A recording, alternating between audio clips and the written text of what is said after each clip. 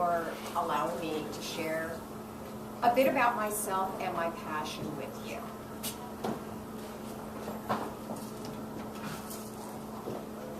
We have a picture. Yay! Yay! Okay. I am a consulting hypnotist. I'm also referred to as a clinical hypnotherapist. And I'd like to share a little of my history with you and how I became involved with hypnosis and hypnotherapy. As Peter said, I'm a licensed veterinarian, and I have practiced long-term in Orange County. And I went out to lunch one day and never made it back. I was broadsided, and I sustained a lot of injury to my neck, shoulder, arm, hand, and upper back. Well, after surgery and extensive physical therapy, my orthopedic surgeon turned and looked at me one day and he says, you know, I think you're going to be one of those that just falls through the cracks. And I'm going, whoa, wait a minute, what does that mean? He says, well, we don't have any idea why you're still in so much pain and why you've lost the use of your right hand. Well, that went over really well with me. But it was clear that I had to retire from being a practicing veterinarian. It had become physically impossible for me to practice medicine. I was lucky enough at that point, I was blessed to be hired by a major pet insurance company so that I still had the opportunity to use all of my medical knowledge. But it was also really clear to me very early on that a corporate desk job was not for me. That is just not my thing. So my husband, Eric, and I started attending seminars in an effort to try to figure out what I was going to be when I grew up, now that I couldn't practice medicine any longer. And we were at one of those seminars, and I was having a particularly bad pain day, to the point where I couldn't sit in the chair and listen to the speaker. I ended up pacing in the back of the room, wearing my shoulder as an earring because my neck was in such a bad spasm. And I'm back there taking notes like this, pacing back and forth. Well, during one of the breaks, a gentleman approached me and says, you look like you're really uncomfortable. Yeah. He says, would you like some help with that?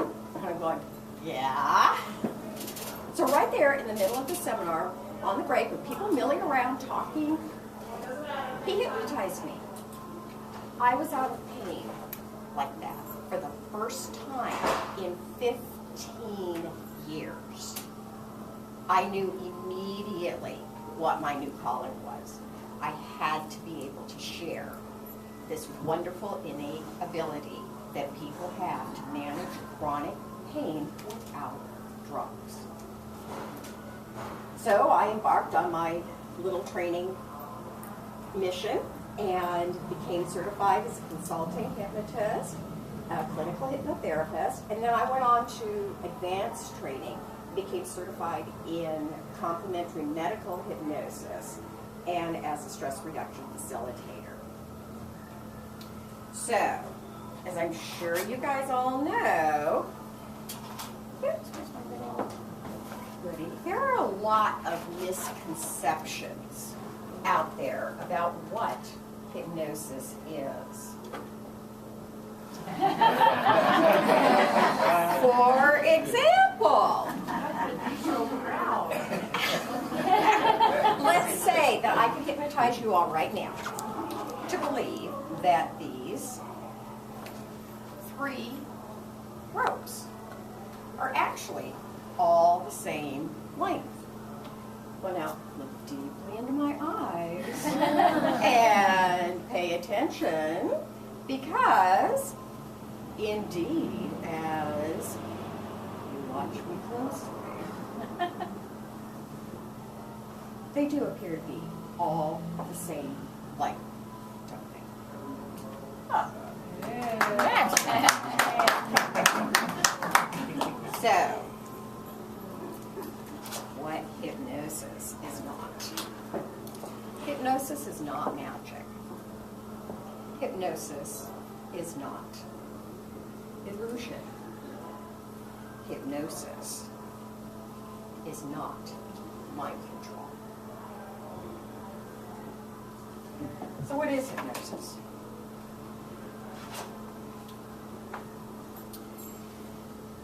Well, hypnosis is a natural state of heightened awareness with increased focus that is often accompanied with profound relaxation and is entered willingly. Again, hypnosis is a natural state that people go into, everyone goes into and out of every day, multiple times. Think about the last time you were driving down the road and you're all of a sudden at your destination and you have you have no idea how you got there so fast. It's like, whoa, I'm here. That's highway hypnosis. What about the last time you were involved, really absorbed in a really good book? Maybe Lloyd's new book. And you had no idea. That is hypnosis. That is hypnosis. And you had no idea. How much time has passed? Okay. And again, all hypnosis is a consent state. All hypnosis is self-hypnosis. I am just a facilitator or a guide. And you are making all of the changes and any changes based on your desire to make those changes. I have no ability to change you. So I'm going to read a portion of an interview with Dr. Ian Lipsky, MD. He's clinical associate professor in the Department of Anesthesiology and Perioperative Medicine at MD Anderson. This is the big teaching and research, very prominent teaching and research hospital. And when he was being interviewed about medical hypnosis, which is my passion, he stated, this isn't a sham type thing. This is just a shift in consciousness or awareness to provide more compassionate care to the patients and to actually have the patients be more empowered and feel more in control of their treatment. When asked about ongoing research, he stated, there's actually a huge body of evidence that already exists, specifically with MRIs and outpatient type procedures. Over in Europe, they are doing thyroid surgeries using just a local anesthetic and hypnosis. Dr. Lipsky and others at MD Anderson are currently writing protocols to determine if hypnotic inductions will take people to the same level or comparable levels to general anesthesia or pharmacological sedation. And Dr. Lipsky says he sees great promise in the use of medical hypnosis at MD Anderson. So, how can you refer people to?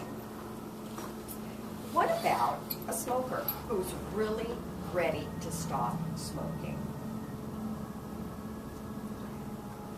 Do you have a friend or family member who's planning surgery or has recently undergone surgery? A friend or family member who's having just a stressful, rough time right now and could use a little help with stress management. A friend or family member with chronic pain, such as fibromyalgia, or what I was ultimately diagnosed with, which is thoracic outlet syndrome, which was completely unknown at the time of my accident. Or a pregnant lady interested in expanding her knowledge of her childbirthing options. So as you can see, it's a wide range of uses of hypnosis in everyday life. Thank you again for allowing me to share a bit of myself and my passion with you today. So are there any questions? You hypnotized Greg? Now, you know what? I left one thing out of this, and thank you for saying that. The picture of the chickens, I put that in on purpose because everybody asks me if I can hypnotize. The if I'm gonna make them cluck like a chicken, or better yet, if I can make their best friend cluck like a chicken.